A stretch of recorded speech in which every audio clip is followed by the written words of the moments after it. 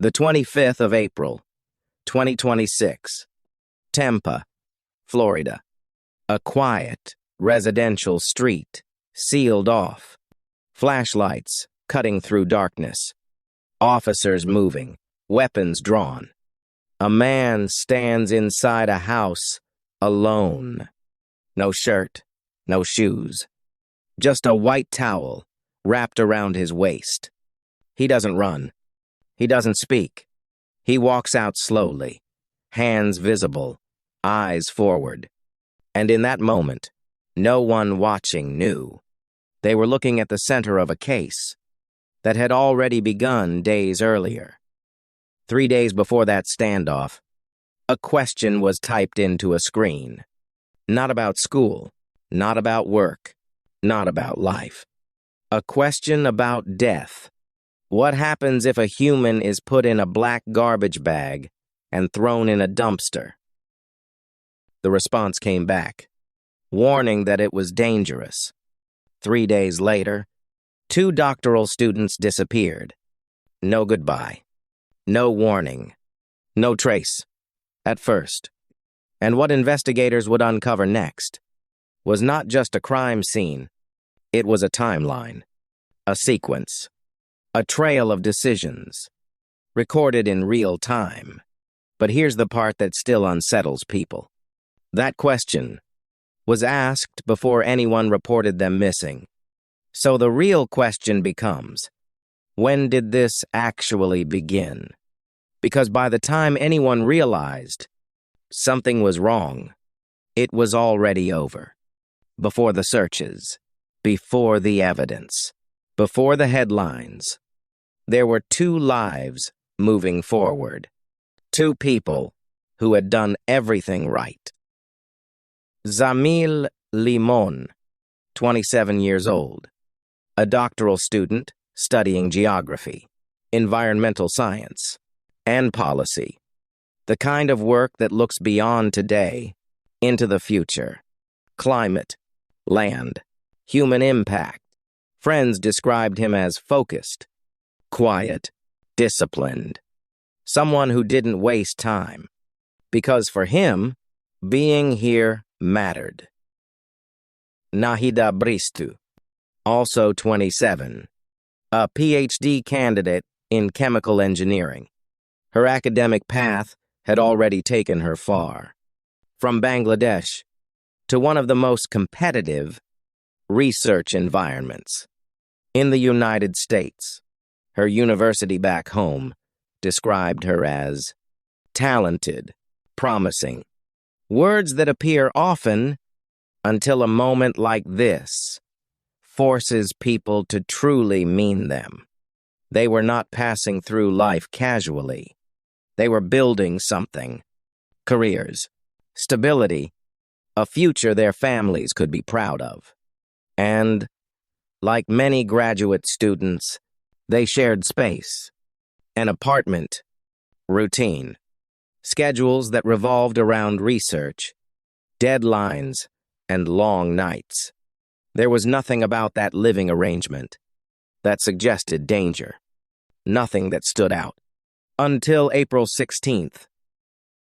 The 16th of April, 2026, started like any other day. Class, massage, movement, phones active, locations tracked, everything normal. Until it wasn't. At some point that day, both Zamil Limon and Nahida Bristy were last seen alive. No alarm was raised immediately, because adults disappear from their phones all the time. They get busy. They rest. They disconnect. But this time, something felt different. A mutual friend tried to reach them. No response. Then again, still nothing. Calls unanswered. Messages unread. By April 17th, that silence turned into concern. They were reported missing. And that's when investigators began looking backward, at timelines, at movements, at digital footprints, And one location kept appearing: Clearwater Beach, a place both peaceful and, now, part of something far more serious, because their roommate had been there too, at the same time exactly. When investigators begin reconstructing a disappearance, they start with proximity. Who saw them last? Who spoke to them last? And who lived closest? In this case, that answer was immediate.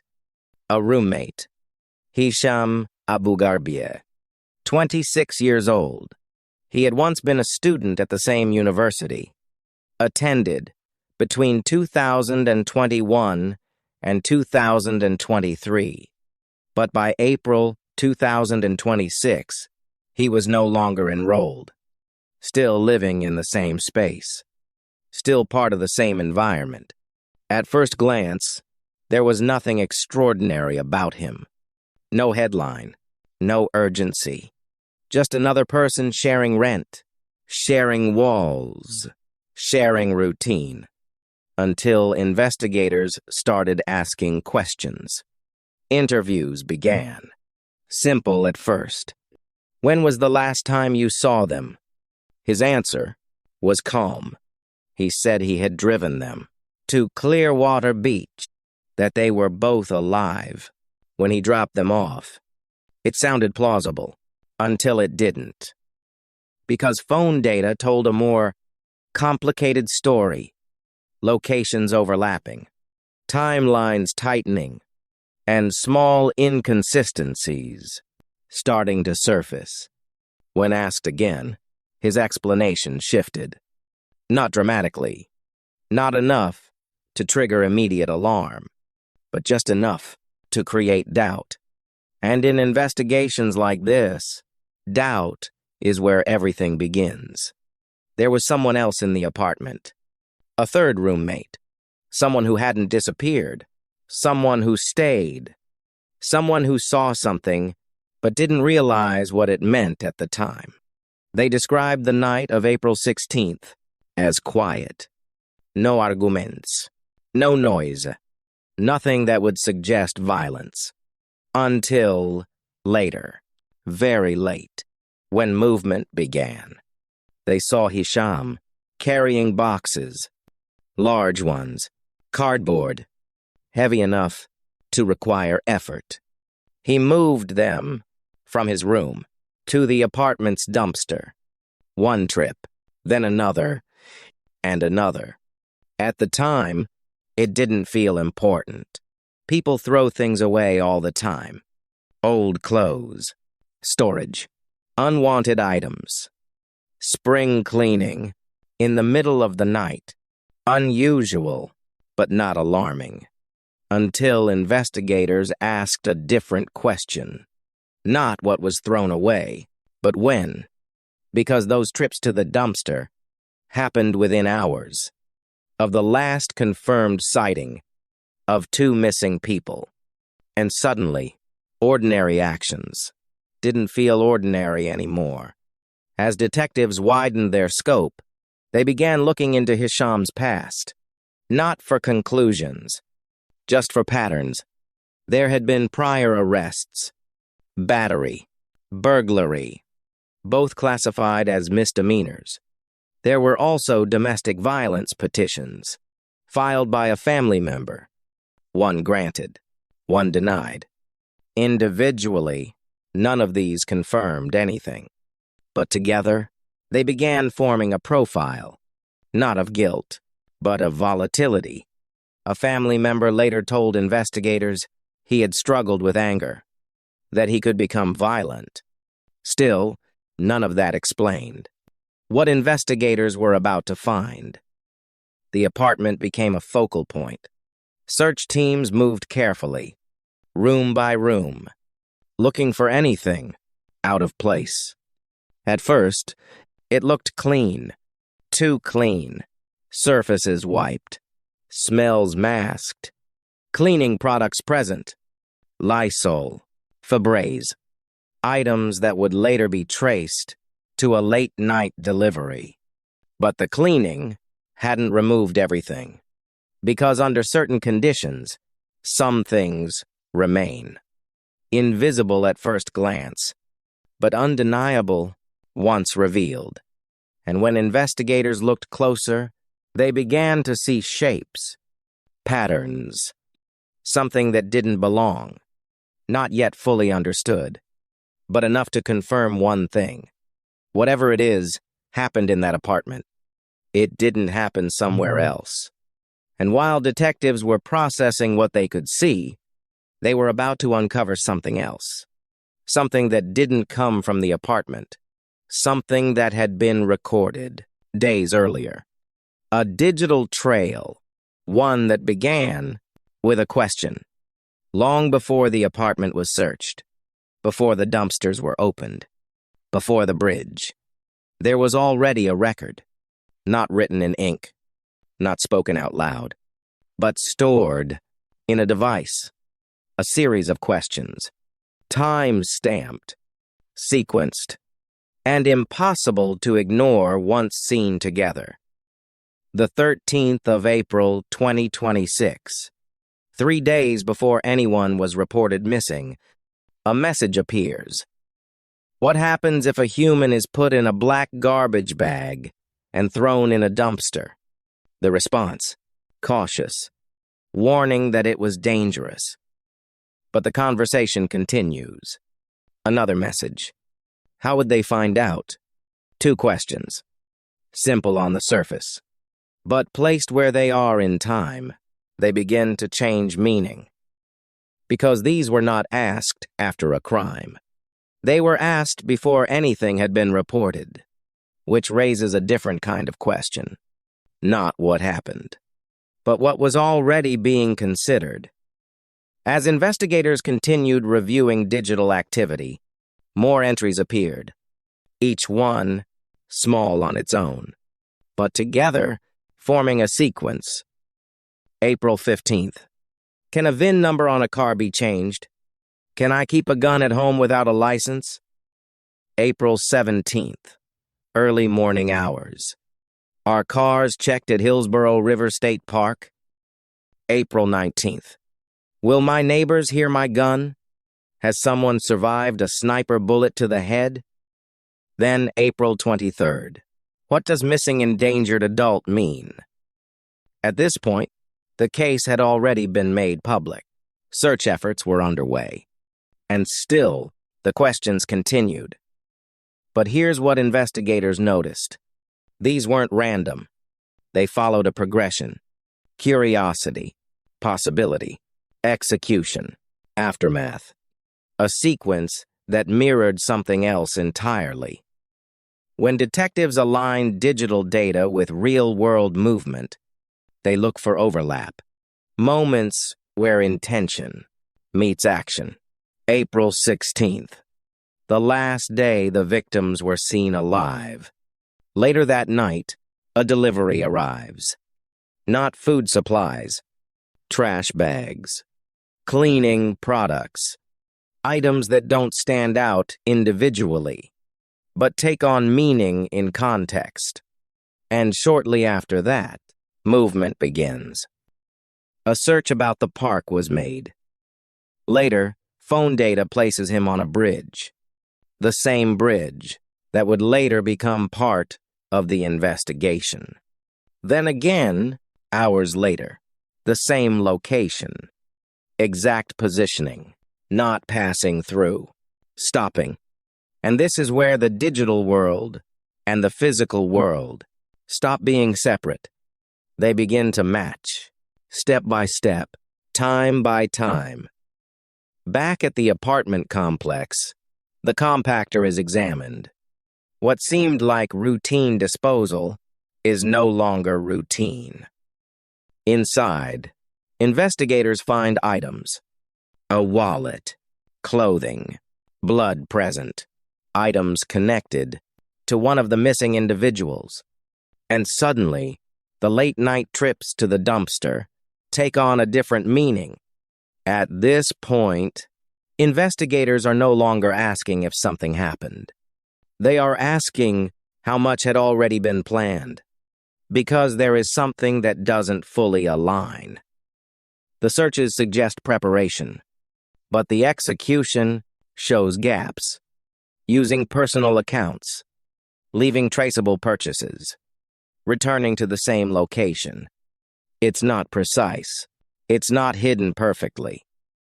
Which raises another question. Was this controlled, or was it chaotic? Once it began, as investigators continue building the case, the digital evidence stops being background.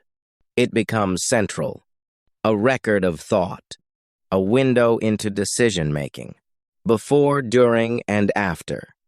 And while that picture becomes clearer, another piece of the case is about to surface. By the time investigators return to the bridge, they weren't searching randomly anymore. They had a location, a time window, a pattern that pointed them there more than once. The Howard Franklin Bridge, a stretch of roadway connecting Tampa and St. Petersburg. Search teams focused on the area below. Waterways, edges, places where something could be left behind and go unnoticed. It didn't take long, because something had been left there. Near the water, investigators locate bags.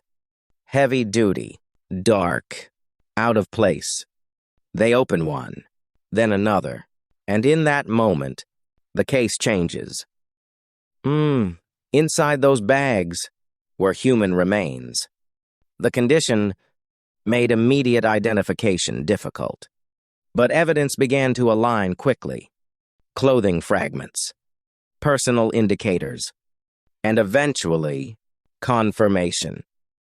The remains belonged to Zamil Limon, someone who, days earlier, had simply stopped responding, now found at the end of a timeline that had already begun to form. An autopsy is conducted. The findings are direct. Cause of death: multiple sharp force injuries. There were wounds to the abdomen, lower back, injuries that were not accidental. There were also signs that the body had been altered, not out of panic, but to fit inside the bags. Limbs positioned, space managed. A process that takes time. And time is something investigators always measure, because it tells them how long someone stayed, how long they continued, and how far they were willing to go. But even with this discovery, the case wasn't complete, because one person was still missing. Nahida Bristy. No confirmed location, no confirmed recovery at first. But investigators now had a model, a method, and a likely pattern. Search efforts expand. Waterways are scanned. Divers move through areas connected to the bridge, looking for anything that matches what they had already found. Days later, human remains are recovered from nearby waters. The condition, again, makes immediate identification difficult. But investigators note something important. The method appears similar. The disposal consistent. At that point, they don't need confirmation to understand what it likely means. This is where the investigation moves from missing persons to something else entirely. Multiple homicide. The timeline now has structure. When the Hillsborough County Sheriff's Office moved in, Hisham didn't go quietly.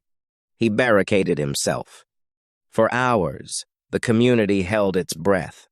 When he finally emerged, stripped to a towel, he looked less like a mastermind and more like a man who had finally run out of questions to ask the internet. And when investigators look at everything together, the digital trail, the physical evidence, the shifting explanations, they begin forming a conclusion.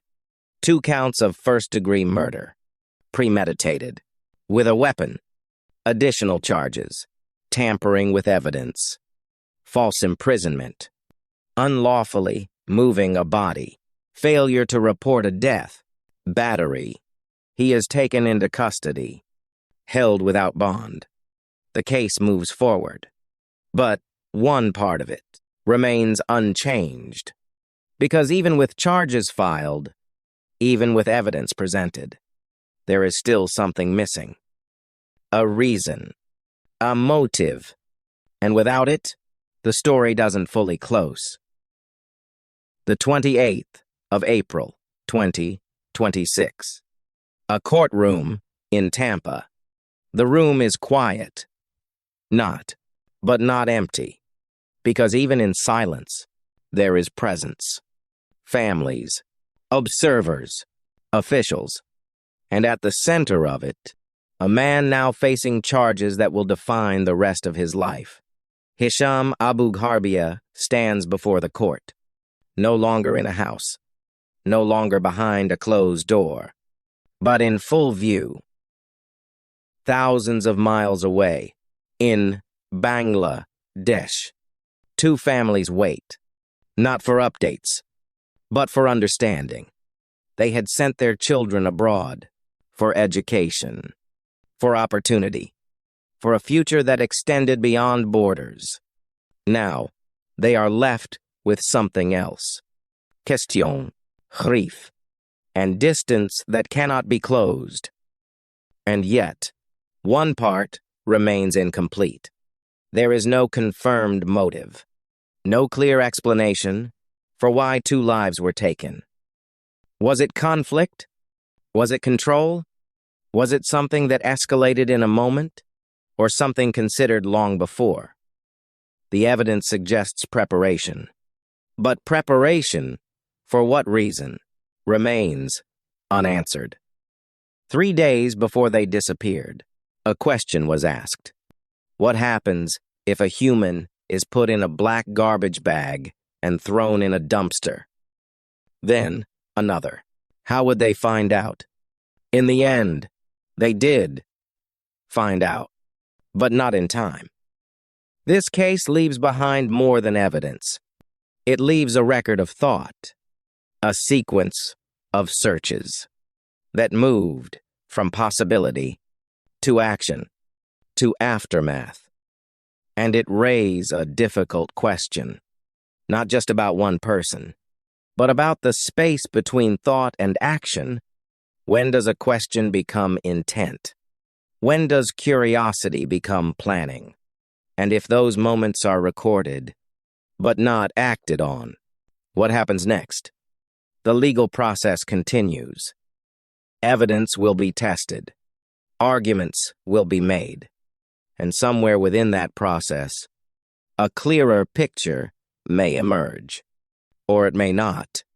Because some cases, even when solved, do not fully explain themselves. We trust the people we live with. We trust routines. We trust the systems we use every day. But in this case, all of those things existed at the same time. And still, this happened. So the question remains, what was the moment that changed everything? Was it planned from the beginning? Or did something happen that night that no one else saw? What do you think?